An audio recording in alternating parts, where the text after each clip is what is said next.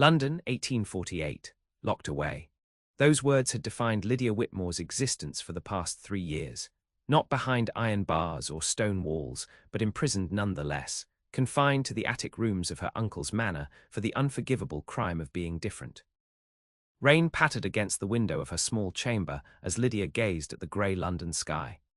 At 23, she should have been attending balls, entertaining suitors, or at the very least, enjoying the simple freedom of walking unescorted through a garden. Instead, she was hidden away, a secret shame to her family, forgotten by society. Different, they called her, peculiar, unsuitable, all because she questioned what others accepted without thought, spoke when ladies should remain silent, and worst of all, pursued knowledge with an intensity that frightened her uncle's delicate sensibilities. A woman with too many thoughts is like a garden with too many weeds. Uncle Bartholomew had proclaimed the day he confined her to these rooms. Both must be contained before they choke out everything proper and beautiful. Lydia ran her fingers along the spines of the books she'd managed to smuggle upstairs with the help of a sympathetic maid. These volumes were her only companions now, her only escape from the suffocating reality of her existence. She had long ago accepted the truth. Love, respect, freedom, these were luxuries not meant for women like her. Her worth had been measured and found wanting. Her punishment was this half-life, forgotten by all who once claimed to care for her. The clock chimed 4, and Lydia straightened her simple grey dress. Soon Martha would arrive with tea, the one daily visitor she was permitted aside from her uncle's sporadic, disapproving visits. Martha brought not just sustenance, but whispers of the world beyond, gossip from downstairs, news from the streets, and occasionally, if Lydia was fortunate, a discarded newspaper. A soft knock preceded Martha's entrance. The maid entered with the tea tray, her round face flushed with excitement. "Miss Whitmore, you'll never guess the news," Martha whispered, carefully closing the door behind her. "The Duke of Ardmore has returned to London. They say he's been abroad these past 5 years. The entire household staff can speak of nothing else." Lydia accepted her tea with practiced indifference. "The comings and goings of dukes hold little interest for me, Martha. They exist in a world as remote from mine as the moon from the earth." "But miss, there's more." Martha leaned closer. "He's seeking a librarian for his extensive collection. Master received a letter this morning. Apparently, the Duke remembers your father's reputation as a scholar and wonders if any of the family might be suitable for the position." The teacup trembled slightly in Lydia's hand. "And what did my uncle reply?" Martha's face fell. He wrote back straight away, saying there were no suitable candidates in the household. "I'm sorry, miss." Of course, Lydia swallowed the bitter disappointment. Her uncle would sooner die than admit to society that his niece was learned enough for such a position, or that she existed at all. "It matters not," Lydia said, though her heart constricted painfully. "Thank you for telling me, Martha." After Martha departed, Lydia returned to the window. Somewhere out there, a duke was seeking someone precisely like her, while she remained hidden away, her knowledge and abilities wasted. The irony was almost too much to bear. She had nearly resigned herself to another evening of solitary reading when she noticed Martha had left something behind, a folded newspaper tucked beneath the tea tray. With trembling fingers, Lydia retrieved it, finding a small note scribbled in the margin. "The Duke's address, if you were bold enough." Lydia stared at the information, her mind racing. It was madness to consider applying for the position herself. She would need to escape the house undetected, present herself to one of England's most powerful men without introduction, and somehow convince him of her qualifications. Yet as she gazed around her prison, a resolve hardened within her. What did she have to lose? The worst that could happen was a return to this very room, this same existence. The best, well, the best was worth risking everything for. Frederick Ardmore, the 7th Duke of Ardmore, stood at the window of his study, watching London's fashionable set parade past his townhouse.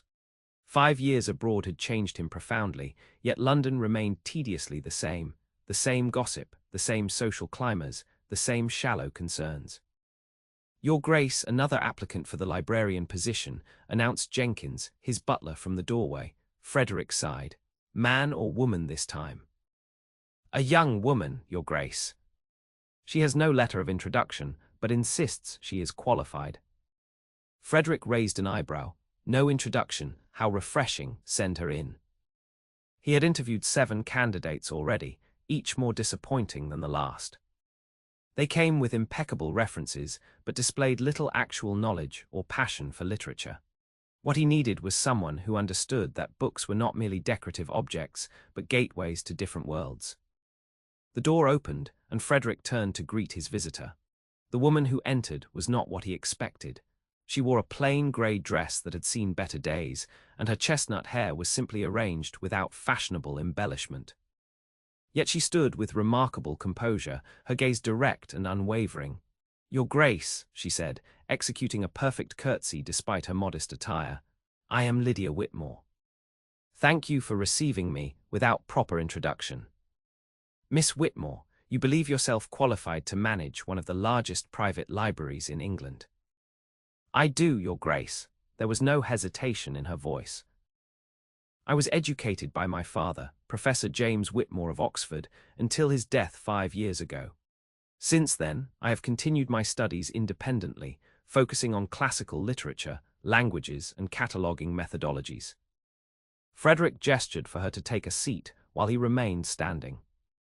"And what languages do you read, Miss Whitmore?" "Latin, Greek, French, German, and Italian fluently.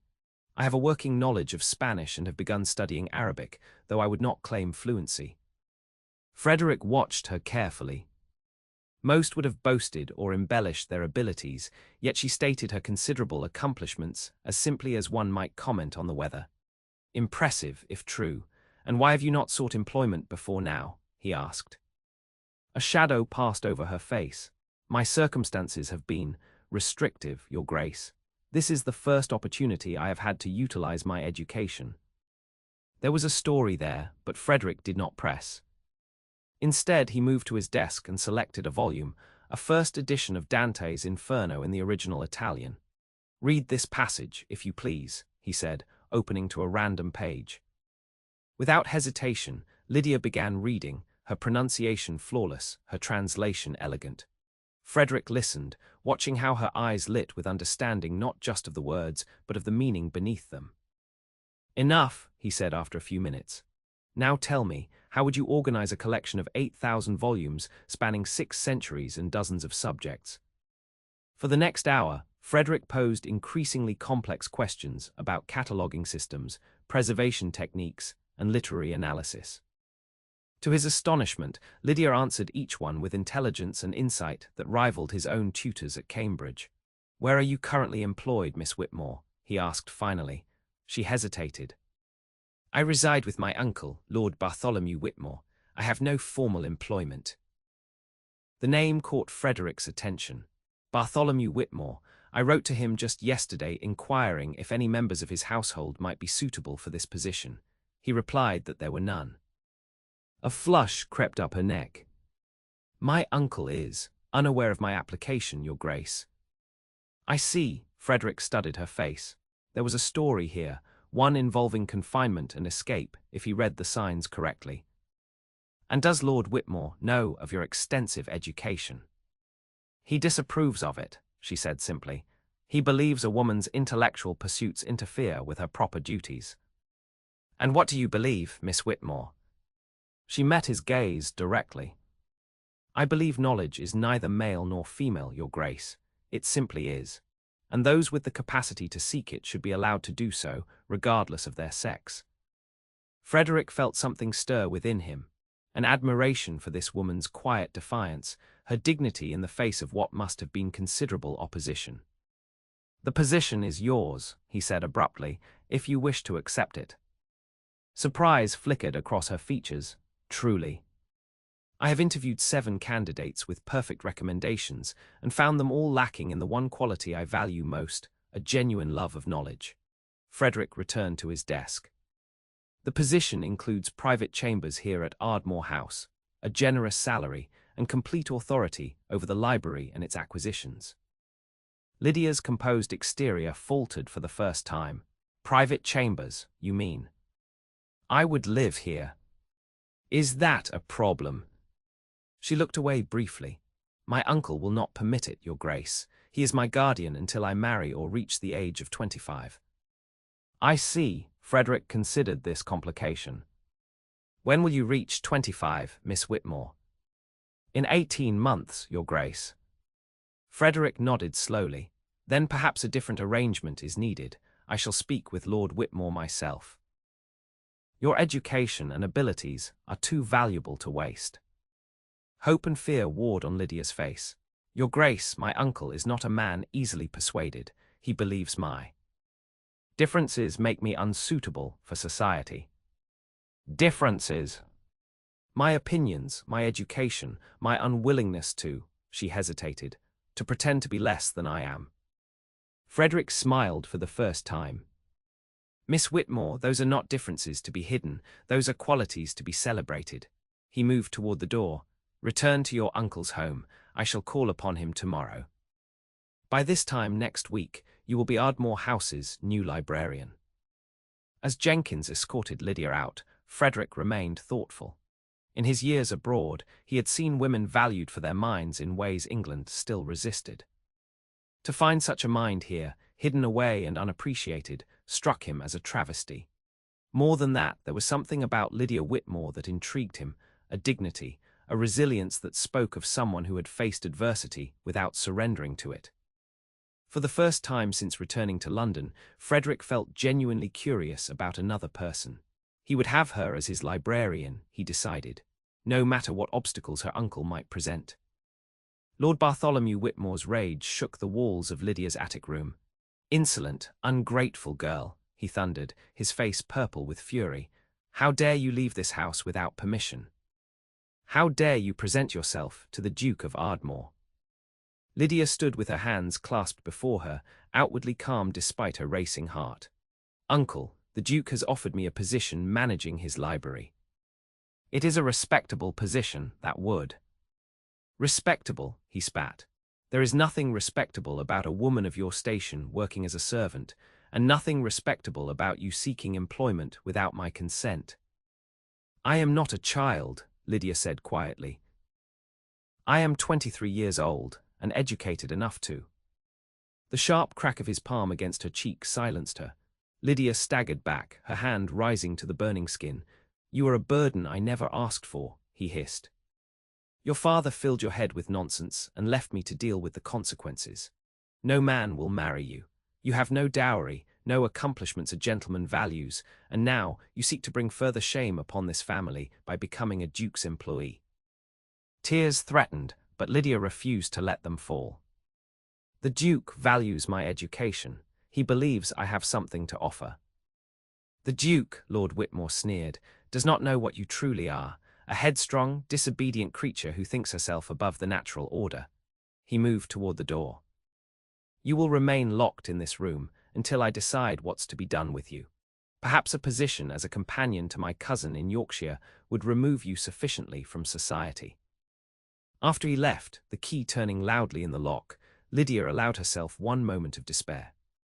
She had risked everything on this chance, and now she would be sent even further from any possibility of a meaningful life. The next morning, as Lydia sat staring out the window, a commotion below caught her attention. A grand carriage had pulled up before the house, bearing the crest of the Duke of Ardmore. Her heart leapt. He had come as promised. Minutes later, she heard raised voices from below, her uncle's indignant protests and another voice, deeper and commanding. Then footsteps on the stairs, approaching her door. This is unconscionable, her uncle was saying. You have no right to interfere in family matters, your grace. When those family matters involve imprisoning an educated woman in an attic, I believe society has every right to question your judgment, Lord Whitmore. The key rattled in the lock, and the door swung open to reveal the Duke of Ardmore, his tall frame filling the doorway, her uncle hovering behind him like an agitated shadow. Frederick's expression darkened as he took in the sparse room, the barred windows, and Lydia's bruised cheek. Miss Whitmore, he said, his voice gentle but his eyes flashing with barely controlled anger. I believe we had an appointment. Lydia rose, straightening her shoulders. Your Grace, I fear my uncle has forbidden me from accepting your generous offer. So I gathered. Frederick turned to Lord Whitmore. I have discussed this matter with your solicitor, who was kind enough to show me the terms of your brother's will. It seems Professor Whitmore left specific provisions regarding his daughter's education and independence. Lord Whitmore paled. That will was set aside. It was not, Frederick interrupted. Your brother appointed two executors, yourself and his colleague at Oxford, Dr. Henderson. Dr. Henderson was most distressed to learn that Miss Whitmore has been essentially imprisoned for the past 3 years, contrary to her father's explicit wishes. Lydia's breath caught. Dr. Henderson, he's alive. Very much so, Frederick affirmed, and quite eager to fulfill his duty to your father's memory. The terms of the will are clear. You were to be allowed to continue your education and at age 21 to receive an annual income from your father's investments. Lord Whitmore's face contorted with fury. Henderson disappeared. I had no way to. He moved to Edinburgh, Frederick said coldly. A fact easily discovered had you made any effort to locate him. Instead, you concealed the will's contents from your niece, misappropriated her inheritance, and confined her against her father's explicit instructions. Lydia felt as though the floor beneath her had suddenly shifted. I have an inheritance. A modest one, but sufficient to support you independently, Frederick confirmed. Furthermore, your father specifically stated that you should be encouraged to use your education in whatever manner you saw fit, including employment if you desired it. Lord Whitmore seemed to deflate, his bluster evaporating in the face of these revelations. The scandal. The only scandal, Frederick cut in, would be if this situation were to become known to society. I suggest, Lord Whitmore, that you allow your niece to accept the position at Ardmore House quietly. In return, Dr.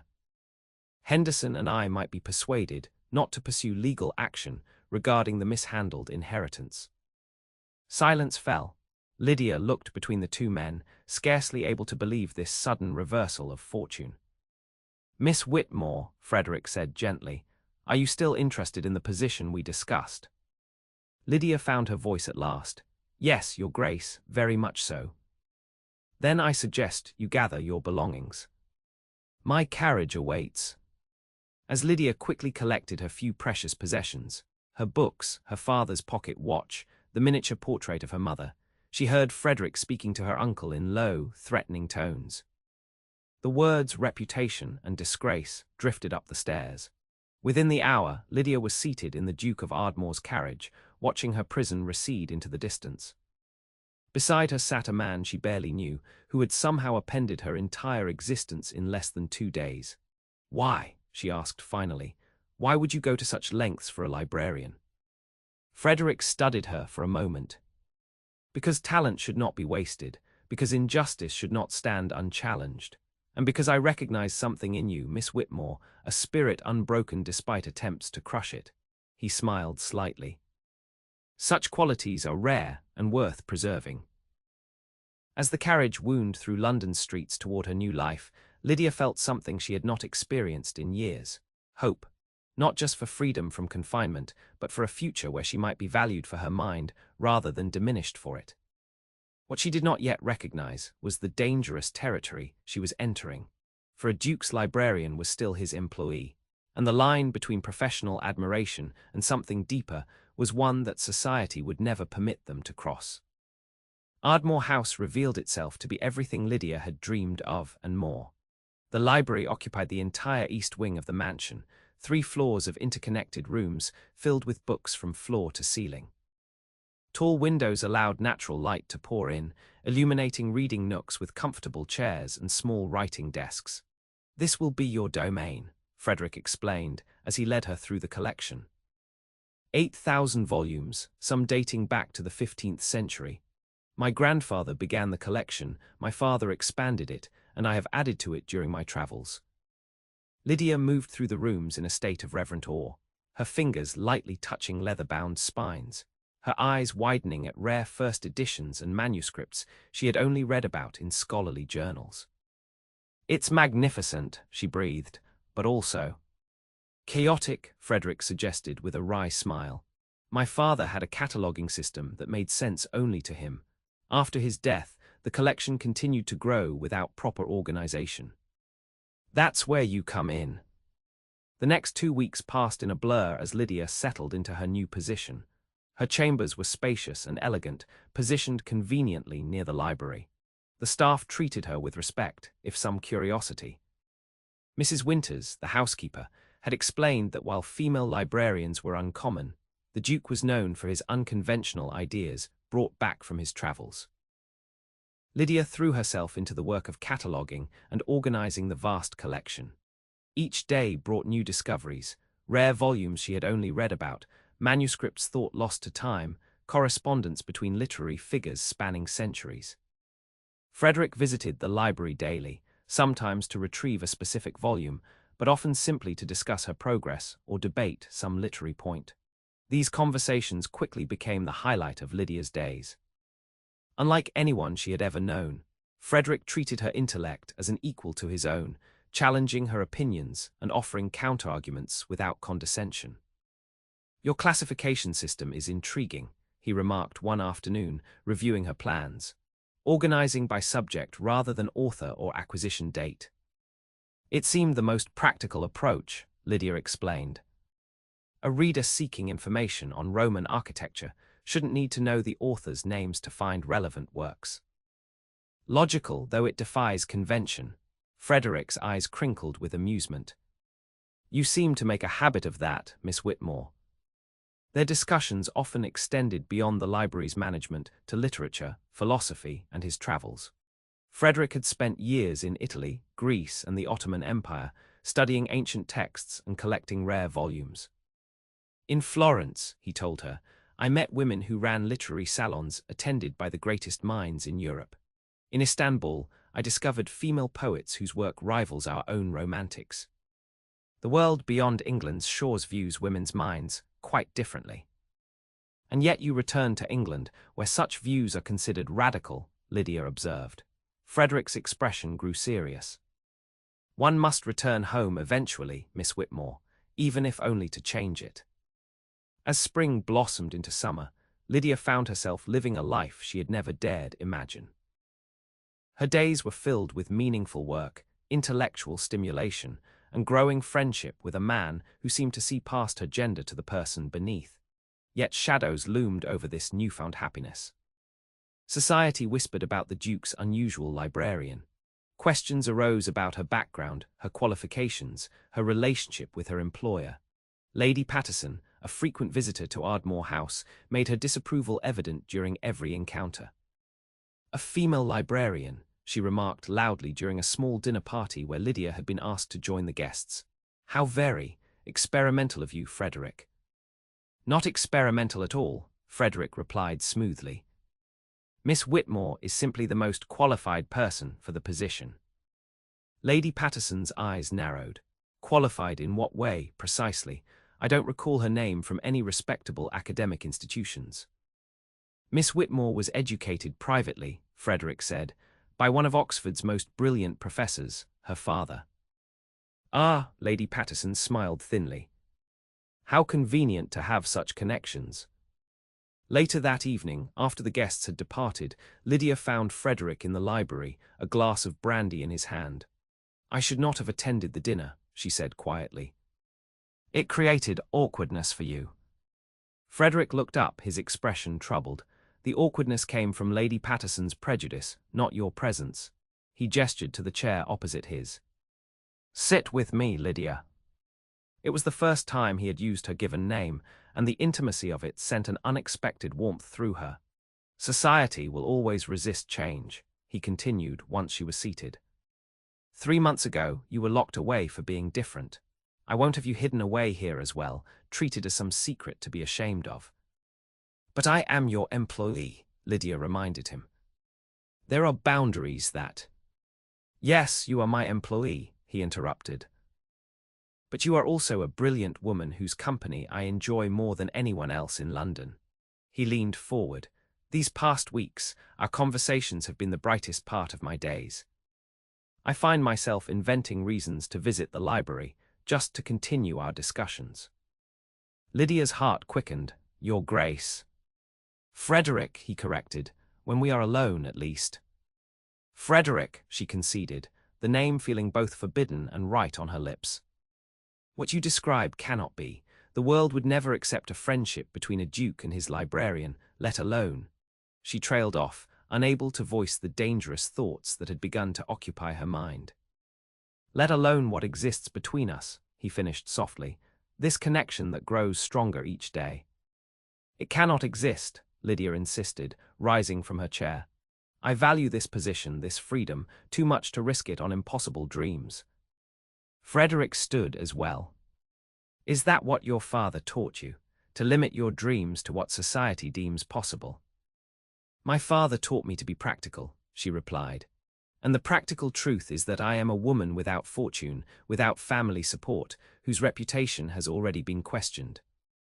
You are the Duke of Ardmore, expected to marry someone of suitable rank and connections. I've never been particularly concerned with meeting expectations, Frederick said, moving closer. Then you are fortunate indeed, Lydia replied, stepping back. Those of us without your privileges cannot afford such luxury. She turned to leave, but Frederick caught her hand. Lydia, wait. The touch of his fingers around hers sent a tremor through her body. They stood frozen for a moment, the space between them charged with unspoken emotions. I apologize, he said finally, releasing her hand. You're right to be practical, where I am impulsive. I would never wish to compromise your position here. Lydia nodded, unable to trust her voice. But know this, he continued. I do not regret a single word I've said. Whatever exists between us, friendship, intellectual connection, or something more, I value it too highly to dismiss it for the sake of society's narrow views. That night, Lydia lay awake in her bed, her mind tumbling with conflicting emotions. She had come to Ardmore House seeking freedom and purpose. She had found both, but also something she had never anticipated, a man who saw her true self and valued it. The rational part of her mind knew that nothing could come of these feelings. The gulf between their stations was too vast, the consequences of crossing it too severe. Yet her heart, so long confined and controlled, rebelled against this practical assessment. For the first time in her life, Lydia Whitmore found herself facing a truth more frightening than any she had confronted before. She was falling in love with the Duke of Ardmore. And that love, impossible as it might be, threatened everything she had worked to achieve. August brought oppressive heat to London, driving much of society to their country estates. Frederick, however, remained at Ardmore House, ostensibly to attend to business matters, but increasingly to spend time in the library with Lydia. Their relationship had settled into a cautious balance after that evening in May. During the day, they maintained a professional distance, discussing library matters and literary topics with formal addresses. But in the evenings, when the house grew quiet, Frederick would often join Lydia in the library. There, with only books as witnesses, they would talk for hours, about his travels, her dreams, ideas that transcended the boundaries between them. These conversations nourished Lydia's mind and heart in equal measure. She learned that beneath Frederick's ducal title lay a man of genuine intellectual curiosity, dry wit, and surprising compassion. He, in turn, discovered in Lydia a depth of thought and feeling that both challenged and complemented his own. On one particularly warm evening, they sat by an open window, discussing a volume of poetry Frederick had brought back from Greece. The ancient Greeks believed that love could bridge any divide, Frederick said, translating a passage from Sappho. That it was a force more powerful than social convention or even fate itself. A comforting belief, Lydia replied, but one that reality seldom supports. History is littered with love sacrificed to duty, convention, or necessity. Frederick studied her face in the lamplight. You've grown cynical, Lydia. When we first met, despite everything you'd endured, there was hope in your eyes. Not cynicism, she corrected. Experience. My father loved my mother deeply, yet their marriage brought them both grief. Her family never accepted him, a mere scholar without title or fortune. She was ostracized, he was ridiculed, and both suffered for defying convention. Yet they chose each other despite knowing the cost, Frederick pointed out. Doesn't that suggest the value of their love outweighed the price they paid? Lydia looked away. My father spent his final years regretting the pain he'd caused her, wishing he had been strong enough to let her go rather than condemn her to a life of social exile. "And what of your mother? Did she share this regret?" "She died when I was 8, Lydia said softly. "But I remember her telling me once that every choice has consequences, and the art of living lies in accepting them without resentment." Frederick reached across the small table between them, his fingers lightly touching hers. Wise words. The door to the library opened suddenly, and they pulled apart as Jenkins entered. "Your Grace, forgive the interruption. Lady Willingdon and her daughter have arrived. They claim you extended an invitation for them to stay until the Norwood Ball next week." Frederick's expression darkened momentarily before smoothing into polite neutrality. "Of course. Please show them to the blue guest rooms and inform them I'll join them shortly." After Jenkins departed, an awkward silence fell between them. "Lady Willingdon's daughter," Lydia said carefully. "That would be Lady Caroline." Frederick nodded. "Society has been attempting to match us since my return to England. Her mother is particularly determined." "She's considered one of the season's beauties," Lydia observed, keeping her tone neutral. "And her family connections are impeccable." "Yes, she is exactly what a duke should want," Frederick agreed, a touch of bitterness in his voice. "Beautiful, accomplished in all the ways society values, and utterly uninterested in anything beyond fashion and gossip." Lydia began gathering the books they had been discussing. "You should go to your guests, Your Grace." The formal address hung between them, a reminder of the world that existed beyond the library walls. "Lydia." "Please," she interrupted. "We both know what's possible and what isn't.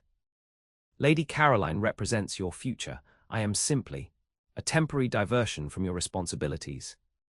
Frederick's jaw tightened. "Is that truly what you believe, that my feelings are mere diversion?" "What I believe doesn't matter," Lydia replied. "Reality exists independent of our wishes. You are a duke, I am your librarian. Our friendship already stretches the bounds of propriety. Anything more would destroy us both." With that, she turned and left, retreating to her chambers where, for the first time since coming to Ardmore House, she allowed herself to weep. The next week brought a flurry of activity to the house, as Frederick entertained the Willingdons and other guests who arrived for the approaching Norwood Ball. Lydia made herself scarce, taking meals in her room and working long hours in the library's most remote corners. On the rare occasions their paths crossed, Frederick's eyes held questions she refused to answer. Lady Caroline, meanwhile, made her intentions clear, rarely leaving Frederick's side and speaking of their shared future with confident certainty. The night of the Norwood Ball arrived, and Ardmore House buzzed with preparation. From her window, Lydia watched carriages arrive to collect Frederick and his guests, her heart heavy with emotions she could no longer deny. She loved him. Despite every rational argument against it, despite knowing the impossibility of their situation, she had fallen deeply in love with Frederick Ardmore. And tonight, at the most significant social event of the summer, he would likely formalize his courtship of Lady Caroline Willingdon, as duty and society demanded. After the house fell silent, Lydia made her way to the library, seeking solace among the books that had always been her refuge. She didn't light a lamp, preferring the soft moonlight that filtered through the tall windows. She was standing before the window, watching distant fireworks from the Norwood estate, when a sound behind her made her turn. Frederick stood in the doorway, still dressed in his formal attire from the ball. "You should be at Norwood House," Lydia said, her voice barely above a whisper. "I was," he replied, stepping into the room. "For exactly as long as propriety required, and not a minute longer." Lady Caroline must have been disappointed. "Lady Caroline is currently enjoying the attentions of Viscount Pembroke, who offers what I cannot, genuine interest in becoming her husband." Frederick moved closer, stopping an arm's length away. "I left because every moment there felt like a betrayal." "A betrayal of what?" Lydia asked, though she feared the answer. "Of my heart," he said simply. "Of yours, of the truth we've been circling for months." Moonlight silvered his features, highlighting the determination in his eyes. Lydia felt her carefully constructed walls beginning to crumble.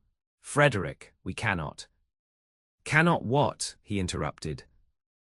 cannot acknowledge what exists between us, cannot choose our own happiness over society's expectations. He closed the distance between them, taking her hands in his.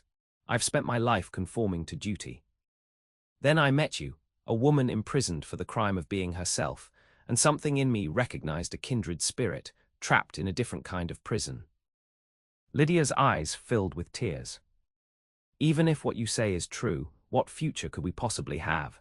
Society would never accept me as my wife, Frederick finished. Perhaps not immediately, but society adapts when it has no choice. My title grants me privileges I've never fully utilized. Perhaps it's time I did. The word wife hung in the air between them, shocking in its audacity. You cannot mean that, Lydia whispered. I have never meant anything more. His hands tightened around hers. These past months have shown me what I truly want, not a marriage of convenience with a woman chosen for her family connections, but a life with someone who challenges my mind, understands my heart, and sees me as a man, not merely a duke. A lifetime of caution Ward, with the hope blooming in Lydia's chest. Your family would object, society would ostracize you, your position. My position will remain secure, Frederick assured her. The title is mine regardless of whom I marry. As for society, he smiled slightly. I've never particularly cared for its good opinion. I have nothing to offer you, Lydia said, voicing her deepest fear. No dowry, no connections, no. Frederick silenced her with a gentle finger against her lips. You offer me yourself, your brilliant mind, your resilient spirit, your kind heart. Everything else is meaningless in comparison. In the moonlit library, surrounded by the books that had been her only companions through years of confinement, Lydia felt the last of her resistance crumbling. Frederick's eyes held no doubt, no hesitation, only a certainty that matched the feelings she could no longer deny. I love you, she whispered, the words both terrifying and liberating. But I fear that love will bring you nothing but regret. The only regret I could ever have, Frederick replied, would be letting fear keep us apart. He cupped her face gently. I love you, Lydia Whitmore. Not despite your differences, but because of them. Because you are exactly who you are, unapologetically. When his lips met hers, Lydia felt a lifetime of doubt and constraint falling away. In its place rose something she had never dared to imagine. A future where she was valued precisely for being different, where her true self was not merely tolerated, but celebrated. It was a single kiss, gentle, questioning, filled with promise. But in it, Lydia found an answer to the question that had haunted her since childhood. Yes, there was a place in this world where she belonged. And incredibly, impossibly, it was at the side of a man who saw her not as broken or unsuitable, but as perfectly, wonderfully herself. The announcement of the Duke of Ardmore's engagement to his librarian sent shockwaves through London society. The gossip columns buzzed with speculation and thinly veiled disapproval. Lady Patterson declared it the most unsuitable match since the Prince Regent's secret marriage, while Lord Whitmore locked himself away in mortification when he realized his discarded niece would soon outrank him. Frederick weathered the storm with the same quiet confidence he brought to everything. When questioned about his unusual choice, he simply replied, I've chosen the woman who will make me happiest. Society's approval was never part of my consideration. For Lydia, the transition from librarian to duchess-to-be proved more difficult. Overnight, she found herself thrust from comfortable obscurity into unwelcome scrutiny. Former acquaintances who had ignored her existence now sent calling cards. Dressmakers who once would have refused her custom now competed for her patronage, and everywhere she went, whispers followed. A librarian. Can you imagine? They say she lived in his house for months before the engagement. Most improper. No family to speak of, no connections, no fortune. What could he possibly see in her? 6 weeks after their engagement, Lydia sat in the morning room, a pile of unopened correspondence before her. Most were congratulatory notes from people she had never met, their insincerity evident in every carefully chosen word. Mrs. Winters entered with a visitor's card. Dr. Henderson to see you, miss. Lydia brightened immediately. Since Frederick had located her father's old friend and colleague, Dr. Henderson had become a welcome presence in her life. filling in gaps in her knowledge of her father and providing a connection to her past. "Send him in, please." Dr. Henderson entered, his white hair wild as always, his eyes twinkling behind spectacles. At 72, he retained the energetic curiosity that had made him one of Oxford's most beloved professors. "My dear girl," he said, taking her hands, "you look troubled, pre-wedding nerves." Lydia smiled weakly. Not about Frederick, never about him. "Ah, society's wagging tongues then." Dr. Henderson settled into a chair. "I remember your mother facing similar disapproval when she married your father, the daughter of a viscount choosing a mere academic. Scandal," he chuckled. "Yet I never saw a happier couple." "Were they truly happy?" Lydia asked. "I've always wondered if my father regretted." "Regretted marrying for love? Never." Dr. Henderson's expression grew serious. "James adored your mother until his dying day. His only regret was that society punished her for choosing him." "As they'll punish Frederick for choosing me," Lydia said softly. Dr. Henderson studied her face. "Is that what troubles you? Fear that Frederick will come to resent the sacrifices made for your sake?" Lydia nodded, unable to voice the doubt that had plagued her since their engagement. "My dear Doctor," Henderson said gently, "you underestimate both the man you're marrying and yourself. Frederick Ardmore has never cared for society's opinion. His years abroad only strengthened his independence. As for you," he leaned forward, "you are not simply your father's daughter or your mother's.